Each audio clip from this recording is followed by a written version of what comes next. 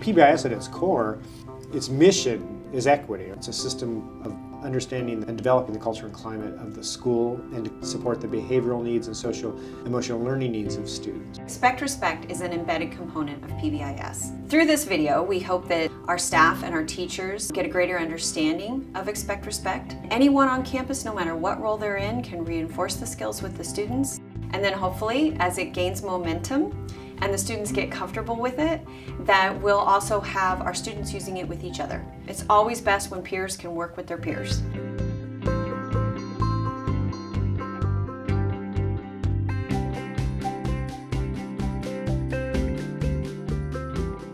Our board policy is very clear. Everyone in all settings is required to intervene if they witness an incident of bullying. The district has a commitment to bullying prevention, and it's important that we begin in providing staff a definition of what bullying and harassment is. Bullying is an unwanted aggressive behavior among school children that involves real or perceived power imbalance. The behavior is repeated or has the potential to be repeated over time. Power imbalance can change over time or in different situations. Bullying includes actions such as making threats, spreading rumors, attacking someone physically or verbally, and excluding someone from a group on purpose. Cyberbullying includes the electronic creation or transmission of harassing communications or images. The definition has really expanded to words and also things that are written down, printed out, posted online, texting, to really inflict emotional distress and really put another person down. The big difference between face-to-face bullying and cyberbullying is cyberbullying can happen anywhere and anytime. I think it's really important that we give students a number of options to combat cyberbullying. Maybe there's a group of people who are picking on one person. Ongoing harassment, they're picking on their ethnicity or the language that they speak or their academic performance. Our staff have a set of responsibilities when it comes to bullying behavior. Part of that is to discriminate whether this is respectful or disrespectful behavior. We want to label and interrupt non-respectful student behavior when it occurs. Teach the 5 core student skills. Mediate conflict if presented with a problem situation. Did the reporting student deliver the stop signal? Did the perpetrating student stop when signaled? Protect the safety of all. And then a key piece of this is to collect and use information, to look at our school data, to look at discipline incidences, referrals to the front office, to collect and use that information continually so that we're always looking to improve our school climate.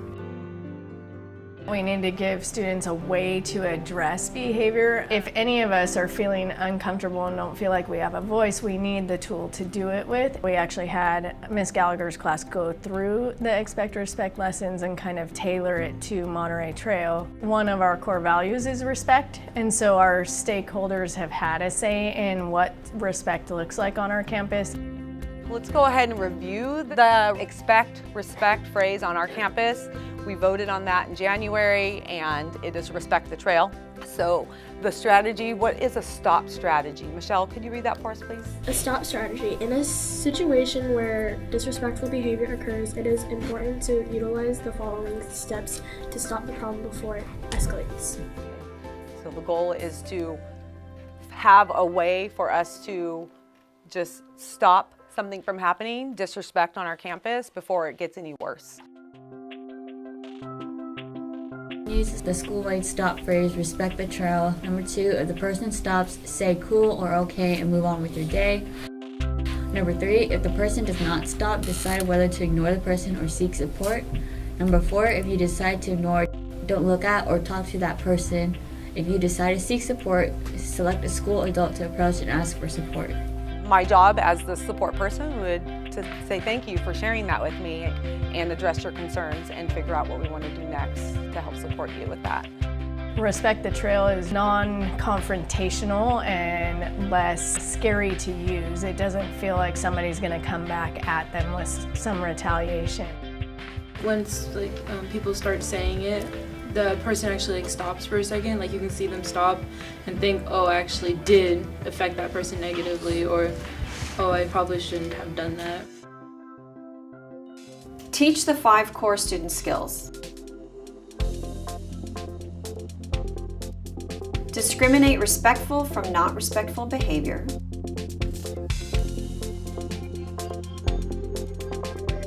Use a stop phrase if someone is not respectful.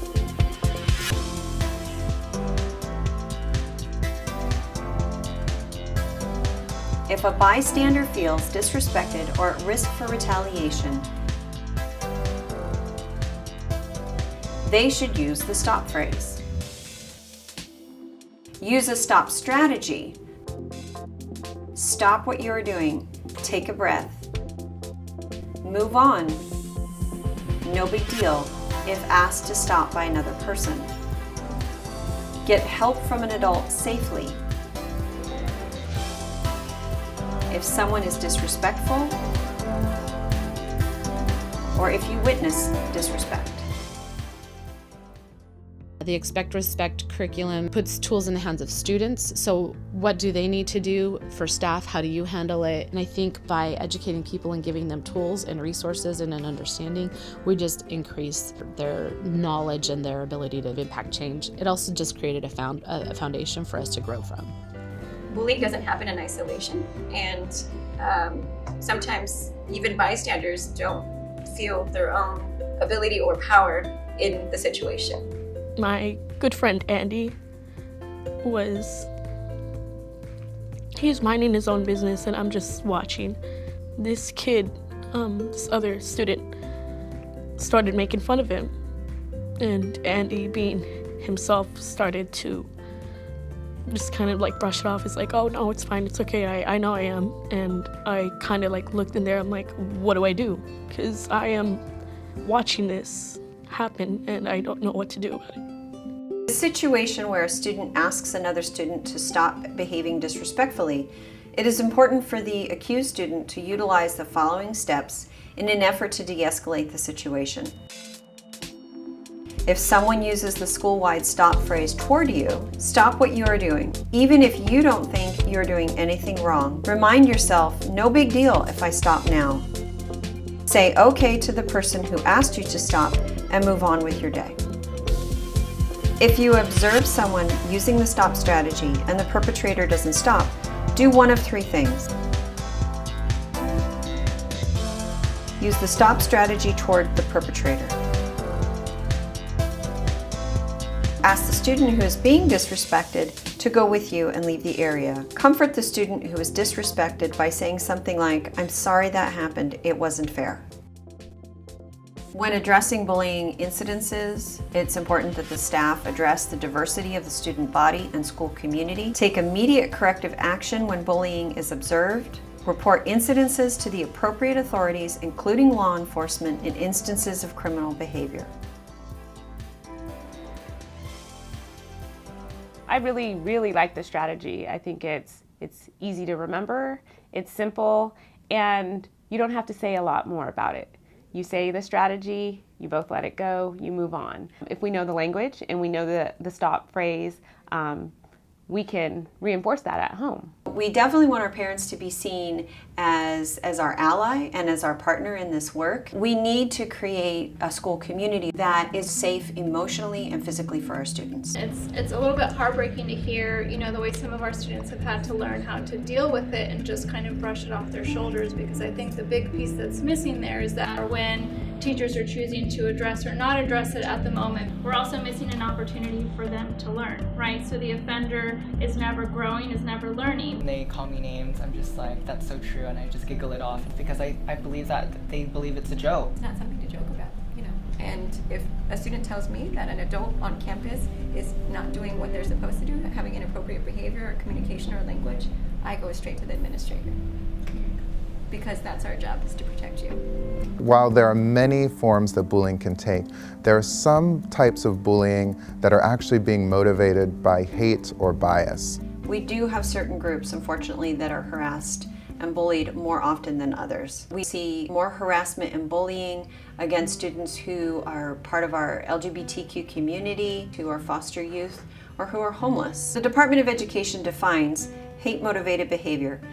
Hate-motivated behavior is any act or attempted act intended to cause emotional suffering. Physical injury or property damage through intimidation, harassment, bigoted slurs or epithets, forces or threats of vandalism. Motivated in part or in whole by bias or hostility towards another person's real or perceived disability. Ethnicity, gender, gender expression, gender identity. Sexual orientation, immigration status, race or religion. Socioeconomic status or association with a person or group with one or more of these actual or perceived characteristics, or any other physical or cultural characteristics. One type of behavior that we have experienced, not just in our district but across the state, are things like chants targeting a group based on their perceived immigration status, about building a wall or going back to where they came from. One way to move these efforts forward is to reach out to some of the groups that have been targeted by hosting empathy panels to begin to learn from those groups. Hearing from them what their experience is with teachers is much different than what I think their experience is with me. One of my female teachers, she was a new teacher, and I went to introduce myself to her because I generally talk more to the teachers than to other students. And I went to introduce myself to her, and I went to shake her hand, and she flinched at me. I didn't understand why, because I had just met her, and it gave me this uneasy feeling. When I feel like somebody's intimidated by me, it gets me nervous. So I just try to make sure my body language is cool, calm, I'm ready to learn, I'm ready to listen. I just feel like we just know that they're intimidated, so we're just scared to show how we feel about everything. So from them, goods, bads, everything that they have gotten out of their school experience, their life, it really opened your eyes to your impact or possible lack of impact in their life, and how important it is to build the relationships with them. GSA is our Gay Straight Alliance Club, and the focus really is on creating a safe and inclusive environment for all students at school. I probably wasn't expecting this many people to come. I was surprised at the amount of teachers I knew and had seen around campus. To me, that's a good thing, and I feel a lot safer now than I had before this. My students have told me that they feel they're treated differently. They get teased, they get bullied. I learned at the age of 6 what it was like to lose everything around you when I entered the foster system for neglect by my mother. In middle school, I was not in foster care, so I was still living with my abuser. So they pretty much forced me to look a certain way, and a lot of kids didn't know that. So they just thought, oh, you look weird, or you dress weird, or your hair looks weird. And it's because, well, some people don't have clothes, or some people don't have the nice things that other people have.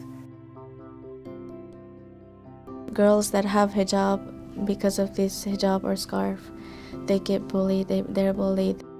We are not terrorists, we are not any bad person. Some people in here in America, they're very good. They help you, they make you feel good in here.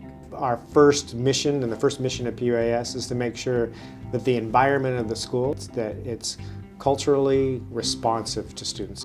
A student or parent or guardian who believes the student is a victim of hate-motivated behavior is strongly encouraged to report the incident to a teacher, the principal, or other staff member. Any staff member who is notified that hate-motivated behavior has occurred, observes such behavior, or otherwise becomes aware of an incident shall immediately contact the principal or the compliance officer responsible for coordinating the district's response to complaints and complying with state and federal civil rights laws.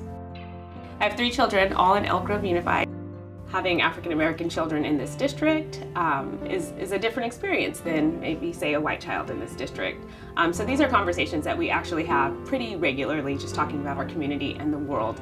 If one of my children were bullied with a hate-motivated tactic, it would be devastating. I think that it takes away a little of your innocence.